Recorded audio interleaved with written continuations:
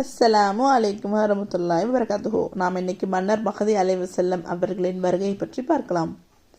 பார்த்தவுடன் பயத்தை தோற்குவிக்கும் அடலேறு போன்ற தோற்றம் கொண்ட மன்னர் மஹதி அலைஹிஸ்ஸலாம் அவர்கள் அன்னலாரின் அருமை புதல்வி ஹல்ரத் ஃபாத்திமா ரெலி அவர்கள் வழி தோன்றலாகும்.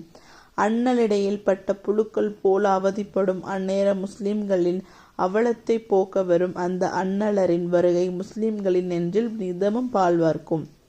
மன்னர் மஹதி அலைஹிஸ்ஸலாம் அவர்களும் அவர்களுக்கு துணையாக இறைவனால் அனுப்பப்பட்ட இன்னொரு மனிதருமாக சேர்ந்து மக்கா நகர் செல்வார்கள். அன்றிரவு தொழுகையை அங்கு நிறைவேற்றும் அவர்கள் தொழுத பின் நீண்டதொரு சத்திய சொற்பொழிவு நிகழ்த்துவார்கள். உண்மையை மூடி மறைக்க உலகில் எத்தனை காலம்தான் எழும். உலகமெல்லாம் மன்னர் மஹதி அலைஹிஸ்ஸலாம் அவர்கள் வருகையை அறிவிப்பு செய்யப்படும். சிரியா, எகிப்து போன்ற பெரும் நாடுகளில் உள்ள பெரும்பான்மை விசுவாசிகள் அங்கு ஒன்று கூடும் அவர்கள் மன்னர் மஹதி அலைஹிஸ்ஸலாம் அவர்களை தலைவராக ஏற்றுக்கொள்வதுடன் உத்பா இப்னு முஹம்மதுக்கு அவனை பின்பற்றிய வழிகேடர்களுக்கு ஏக இறை கொள்கையில் பக்கம் அழைப்பு விடுவார்கள்.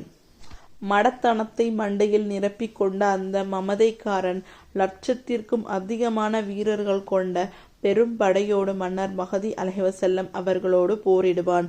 கொள்கைக்கும் கொள்கை கோளாறுக்கும் நடக்கும் அந்த உணர்ச்சி பூர்வமான யுத்த களத்தில் உண்மை விசுவாசிகளின் உயிர்கள் பல படைத்தவனின் பொருத்தம் நாடி பறந்துவிடும். தோளோடு தோள் நின்று தொண்டாற்றும் அந்த தோழர்களின் பிரிவு மன்னர் மஹதி அலைஹிஸ்ஸலாம் அவர்களை மாபெரும் மனத்துயரில் ஆழ்த்தும். காயத்திற்கு மருந்தும் செய்யலாம், ஆனால் கவலையை எந்த வைத்தியனிடம் காட்ட இயலும்? காரியங்கள் நமது காரணங்களை கடந்துவிடும் போது கண்ணீர் துடைக்க கருணையாளன் அல்லாஹ்வையன்றி யாருண்டு? மன்னர் மஹதி அலைஹிஸ்ஸலாம் அவர்கள் மன்னாதி மன்னனான இறையோனிடம் இருகரம் ஏந்தி இறைஞ்சுகிறார்கள். என் இரட்சகா, சத்தியத்திற்கும் அசத்தியத்திற்கும் இடையில் நடக்கும் இந்த மாபெரும் புனித போரில் உனது எதிரிகளின் வலிமையை குன்ற செய்து அவர்களை அழித்து உண்மைக்கு வெற்றியை வழங்குவாயாக என்று துஆ செய்தார்.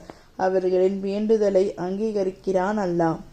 எதிரிகளின் உள்ளத்தில் உறுதி குலைகிறது, அஞ்ச ஆரம்பித்து விடுகிறார்கள். இவர்களோடு போரிட்டு நாம் இனி மீள்வதா? அது இயலாது என்று எரியும் நெருப்பில் துவளும் துண்டு காகிதம் போல துவண்டு போவார்கள். இறுதியாக மன்னர் மஹதி அலைஹிஸ்ஸலாம் அவர்கள் உத்பா இப்னு முஹம்மதை கொன்று கொள்கை வெற்றியை குவலத்தியருக்கு தருகிறார்கள்.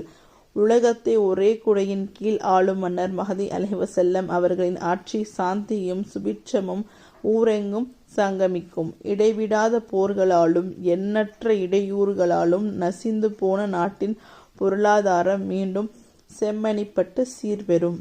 குழந்தை முதல் குடுகுடு கிழவி வரை குதூகலம் கொப்பளிக்கும். பூமி சுவலத்தில் புதுவாழ்வு வாழ்ந்த அந்த புதிய மனிதர்களுக்கு ஒரு பேரிடி விழுந்தது செய்தி உருவில். ஆம், சாபத்திற்குரியவன் தஜ்ஜால் வந்துவிட்டான் என்று. தஜ்ஜாலை பற்றிய நீண்ட வீடியோவில் பாருங்கள். அஸ்ஸலாமு அலைக்கும் வரஹ்மத்துல்லாஹி வபரகாத்துஹு.